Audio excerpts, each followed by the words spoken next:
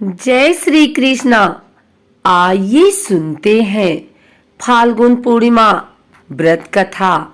द्वापर युग में एक समय की बात है कि यशोदा जी ने कृष्ण से कहा, हे कृष्ण, तुम सारे संसार के उत्पन्न करता, पोषक तथा उसके संहार करता हो। आज कोई ऐसा व्रत मुझसे कहो जिसके करने से मृत्युलोक में स्त्रियों को विधवा होने का भय न रहे तथा यह व्रत सभी मनुष्यों की मनोकामनाएं पूर्ण करने वाला हो। श्री कृष्ण कहने लगे, हे माता, तुमने अति सुंदर प्रश्न किया है। मैं तुमसे ऐसे ही व्रत का विस्तार कहता हूँ। सौभाग्य की प्राप्ति के लिए स्त्रियों को 32 पूर्णमासियों का व्रत करना चाहिए। इस व्रत के करने से स्त्रियों को सौभाग्य संपत्ति मिलती है। यह व्रत अचल सौभाग्य देने वाला एवं भगवान शिव के प्रति मनुष्य मात्र की भक्ति को बढ़ाने वाला है। यशोदा जी कहने लगी, हे कृष्ण, सर्वप्रथम इस व्रत को मृत्युलोक में किसने किया था, इसके विषय में विस्तार पूर्वक मुझसे कहो। श्री कृष्ण जी कहने लगे कि इस भूमंडल पर एक अत्यंत प्रसिद्ध राजा चंद्रहास से पालित अनेक प्रकार के रत्नों से परिपूर्ण कातिका नाम की एक नगरी थी। वहां पर धनेश्वर नाम का एक ब्राह्मण था और उसकी स्त्री अति सुशीला रूपवती थी। दोनों ही उस नगरी में बड़ी प्रेम के साथ रहते थे। घर में धन धान्य आदि की कमी नहीं थी। उनको एक बड़ा दुख था कि उनकी कोई संतान नहीं थी। इस दुख से वह अत्यंत दुखी रहते थे। एक समय एक बड़ा तपस्वी योगी उस नगरी में आया। वह योगी उस ब्राह्मण के घर को छोड़कर अन्य सब घरों से भिक्षा लाकर भोजन किया करता था। रूपवती से वह भिक्षा नहीं लिया करता था। उस योगी ने एक दिन रूपवती से भिक्षा न लेकर किसी अन्य घर से भिक्षा लेकर गंगा किनारे जाकर भिक्षान को प्रेम पूर्वक खा रहा था कि धनेश्वर ने योगी को यह सब कार्य किसी प्रकार से देख लिया। अपनी भिक्षा के अनादर से दुखी होकर धनेश्वर योगी से बोला, महात्मन, आप सब घरों से भिक्षा लेते हैं परंतु मेरे घर की भिक्षा कभी भी नहीं लेते। इसका कारण क्या है? योगी ने कहा कि निसंतान के घर की भी पतितों के अन्न के तुल्य होती है और जो पतितों का अन्न खाता है वह भी पतित हो जाता है। चूंकि तुम निसंतान हो अतः पतित हो जाने के भय से मैं तुम्हारे घर की भिक्षा नहीं लेता हूँ। धनेश्वर यह बात सुनकर अपने मन में बहुत दुखी हुआ और हाथ जोड़कर योगी के पैरों पर गिर पड़ा। आर्तभाव से कहने लगा, हे महाराज, यदि ऐसा है तो आप मुझको पुत्र प्राप्ति का उपाय बताइए। आप सर्वज्ञ हैं, मुझ पर अवश्य ही यह कृपा कीजिए। धन की मेरे घर में कोई कमी नहीं है। यह सुनकर योगी कहने लगे, हे ब्राह्मण, तुम चंडी की आराधना करो। घर आकर उसने अपने स्त्री से सब वृतांत कहा और स्वयं तप के निमित्त वन में चला गया। वन में जाकर उसने चंडी की उपासना की और उपवास किया। चंडी ने 16वें दिन उसको स्वप्न में दर्शन दिया और कहा, हे धनेश्वर, जा तेरे पुत्र होगा, परंतु वह 16 वर्ष की आयु में ही मृत्यु को प्राप्त हो जाएगा। यदि तुम दोनों स्त्री पुरुष 32 पूर्णमासियों का व्रत विधि पूर्वक करोगे तो वह दीर्घायु होगा। जितनी तुम्हारी सामर्थ्य हो, आटे के दिए बनाकर शिव जी का पूजन करना, परंतु पूर्णमासी को 32 दिए होने चाहिए। प्रातःकाल होने पर इस स्थान के समीप ही तुम्हें एक आम का वृक्ष दिखाई देगा। उस पर तुम चढ़कर एक फल तोड़कर शीघ्र अपने घर चले जाना। अपनी स्त्री से सब वृतांत कहना। ऋतु स्नान के पश्चात वह स्वच्छ होकर श्री शंकर जी का ध्यान करके उस फल को खा लेगी। तब शंकर भगवान की कृपा से उसको गर्भ हो जाएगा। जब वह ब्राह्मण प्रातः काल उठा तो उसने उस स्थान के पास ही एक आम का वृक्ष देखा, जिस पर एक अत्यंत सुंदर आम का फल लगा हुआ था। उस ब्राह्मण ने उस आम के वृक्ष पर चढ़कर उस फल को तोड़ने का प्रयत्न किया, परंतु वृक्ष पर कई बार प्रयत्न करने पर भी वह न चढ़ पाया। तब तो उस ब्राह्मण को बहुत चिंता हुई और विघ्न विनाशक श्री गणेश जी की वंदना करने लगा। हे दयानिधि, अपने भक्तों के विघ्नों का नाश करके उनके मंगल कार्य को करने वाले, दुष्टों का नाश करने वाले, रिद्धि सिद्धि के देने वाले, आप मुझ पर कृपा करके इतना बल दें कि मैं अपने मनोरथ को पूर्ण कर सकूं। इस प्रकार गणेश जी की प्रार्थना करने पर उनकी कृपा से धनेश्वर वृक्ष पर चढ़ गया और उसने एक अति सुंदर आम का फल देखा। उसने विचार किया कि जो वरदान से फल मिला था वह यह है और कोई फल दिखाई नहीं देता।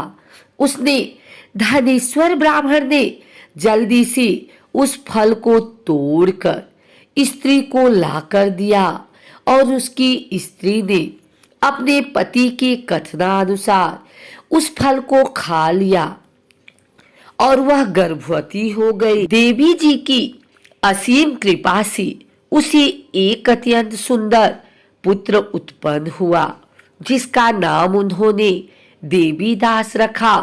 माता पिता के हर्ष और शोक के साथ वह बालक शुक्ल पक्ष के चंद्रमा की भांति अपने पिता के घर में बढ़ने लगा। भवानी की कृपा से वह बालक बहुत ही सुंदर, सुशील और विद्या पढ़ने में बहुत ही निपुण हो गया। दुर्गा जी की आज्ञा अनुसार उसकी माता ने 32 पूर्णमासी का व्रत रखना प्रारंभ कर दिया, जिससे उसका पुत्र बड़ी आयु वाला हो जाए। 16वां वर्ष लगते ही देवीदास के माता पिता को बड़ी चिंता हो गई कि कहीं उनके पुत्र की इस वर्ष मृत्यु न हो जाए। इसलिए उन्होंने अपने मन में विचार किया कि यदि यह दुर्घटना उनके सामने हो गई तो वे कैसे सहन कर सकेंगे। परंतु उन्होंने देवीदास के मामा को बुलाया और कहा कि हमारी इच्छा है कि देवीदास 1 वर्ष तक काशी में जाकर विद्याध्ययन करे और उसको अकेला भी नहीं छोड़ना चाहिए। इसलिए साथ में तुम चले जाओ और 1 वर्ष के पश्चात इसको वापस लौटा लाना। सब प्रबंध करके उसके माता पिता ने काशी जाने के लिए देवीदास को एक घोड़े पर बैठाकर उसके मामा को उसके साथ कर दिया, किंतु यह बात उसके मामा या किसी और से नहीं कही। धनेश्वर ने सपत्नी अपने पुत्र की मंगल कामना तथा दीर्घायु के लिए भगवती दुर्गा की आराधना और पूर्णमासियों का व्रत करना आरंभ कर दिया। इस प्रकार बराबर 32 पूर्णमासी का व्रत पूरा किया। कुछ समय पश्चात एक दिन वह दोनों मामा और भांजा मार्ग में रात्रि बिताने के लिए किसी ग्राम में ठहरे हुए थे। उस दिन उस गांव में एक ब्राह्मण की अत्यंत सुंदरी, सुशीला, विदुषी और गुणवती कन्या का विवाह होने वाला था। जिस धर्मशाला के अंदर वर और उसकी बारात ठहरी हुई थी, उस धर्मशाला में देवीदास और उसके मामा भी ठहरे हुए थे। संयोगवश कन्या को तेल आदि चढ़ाकर मंडप आदि का कृत्य किया गया तो लग्न के समय वर को धनुर्वात हो गया और वर के पिता ने अपने कुटुंबियों से परामर्श करके निश्चय किया कि यह देवीदास मेरे पुत्र जैसा ही सुंदर है, मैं इसके साथ ही लग्न करा दूं और बाद में विवाह के अन्य कार्य मेरे लड़के के साथ हो जाएंगे। ऐसा सोचकर देवीदास के मामा से जाकर बोला कि तुम थोड़ी देर के लिए अपने भांजे को हमें दे दो, जिससे विवाह के लग्न का सब कृत्य सुचारू रूप से हो सके। तब उसका मामा कहने लगा कि जो कुछ भी मधु पर्क आदि कन्यादान के समय वर को मिले वह सब हमें दे दिया जाए तो मेरा भांजा इस बारात का दूल्हा बन जाएगा। यह बात वर के पिता ने स्वीकार कर ली और उसने अपने भांजा को वर बनने के लिए भेज दिया और उसके साथ सब विवाह कार्य रात्रि में विधि पूर्वक संपन्न हो गया। पत्नी के साथ वह भोजन न कर सका और अपने मन में सोचने लगा कि न जाने यह कैसी स्त्री होगी। वह एकांत में इसी सोच में गर्म निश्वास छोड़ने लगा तथा उसकी आंखों में आंसू भी आ गए। तब वधू ने पूछा कि क्या बात है, आप इतने उदासीन और दुखी क्यों हो रहे हैं। तब उसने सब बातें जो वर के पिता व उसके मामा से हुई थी उसको बतला दी। तब कन्या कहने लगी कि यह ब्रह्म विवाह के विपरीत हो कैसे सकता है। देव ब्राह्मण और अग्नि के सामने मैंने आपको ही अपना पति बनाया है, इसलिए आप ही मेरे पति हैं। मैं आपकी ही पत्नी रहूंगी, किसी अन्य की कदापि नहीं। तब देवीदास ने कहा, ऐसा मत करिए, क्योंकि मेरी आयु बहुत थोड़ी है। मेरे पश्चात आपकी क्या गति होगी। इन बातों को अच्छी तरह विचार कर लो। परंतु वह दृढ़ विचार वाली थी। बोली कि जो आपकी गति होगी वही मेरी गति होगी। हे स्वामी, आप उठिए और भोजन करिए, आप निश्चय ही भूखे होंगे। इसके बाद देवीदास और उसकी पत्नी दोनों ने भोजन किया तथा शेष रात्रि वे सोते रहे। प्रातःकाल देवीदास ने अपनी पत्नी को 3 नगों से जड़ी हुई एक अंगूठी दी, एक रुमाल दिया और बोला, हे प्रिय, इसे लो और संकेत समझकर स्थिर चित्त हो जाओ। मेरा मरण और जीवन जानने के लिए एक पुष्प वाटिका बना लो, उसमें सुगंधित वाली एक 9 मल्लिका लगा लो। उसको प्रतिदिन जल से सींचा करो और आनंद के साथ खेलो कूदो तथा उत्सव मनाओ। जिस समय और जिस दिन मेरा प्राणांत होगा, ये फूल सूख जाएंगे और जब ये फिर हरे हो जाएं तो जान लेना कि मैं जीवित हूँ। यह बात निश्चय करके समझ लेना, इसमें कोई संशय नहीं है। यह समझाकर वह चला गया।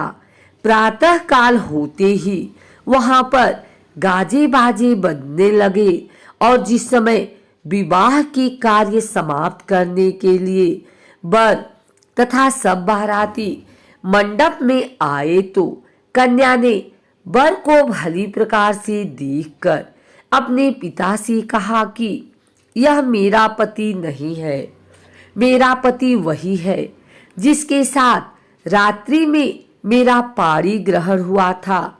इसके साथ मेरा विवाह नहीं हुआ है। यदि यह वही है तो बताए कि मैंने इसको क्या दिया। मधुपर और कन्यादान के समय जो मैंने भूषणादि दिए थे उन्हें दिखाए तथा रात में मैंने क्या गुप्त बातें कही थी वह सब सुनाए। पिता ने उसके कथनानुसार वर को बुलवाया। कन्या की यह सब बातें सुनकर वह कहने लगा कि मैं कुछ नहीं जानता। इसके पश्चात लज्जित होकर वह अपना सा मुंह लेकर चला गया और सारी बारात भी अपमानित होकर वहां से लौट गई।